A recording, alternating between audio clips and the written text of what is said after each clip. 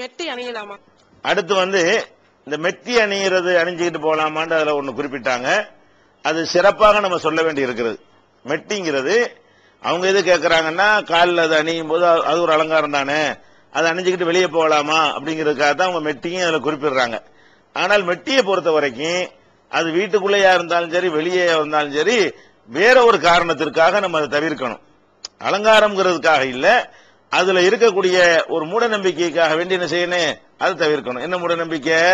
அது ஒரு ஆபரணமாக, அது ஒரு நகையாக கருதப்படுவதற்கு பதிலாக ஒரு தாலி போல, தாலியில எப்படி மூட நம்பிக்கை இருக்கிறதோ அந்த மாதிரியான ஒரு மூட நம்பிக்கையோட தான் காலில் மெட்டி அணிகிறாங்க. எதுக்கு அணிகிறாங்க? அவ கல்யாணம் ஆனா புருஷன் இருக்கிறாங்க என்பதற்கு என்னவா அது அடையாளம்.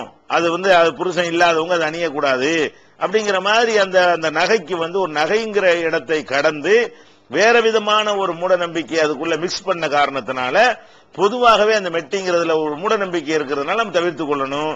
அது மாதிரியான இந்த மூட நம்பிக்கை சார்ந்த இது மாதிரியான கலாச்சாரங்களை நம்ம பின்பற்றினா நம்மளும் அவங்கள சேர்ந்துருவோம் அப்படின்னு சொல்லி நபிகள் நாயகம் ஸல்லல்லாஹு அலைஹி வஸல்லம் நமக்கு கண்டனம் தெரிவிச்சிருக்கிற காரணத்தினால இந்த மெட்டிங்கிறத அலங்காரம்ங்கிறத கடந்து மூட நம்பிக்கைக்கு உரியதா இருக்கிறதுனால வீட்டுக்குள்ளே அது வேணாம், வெளியிலையும் வேணாம்.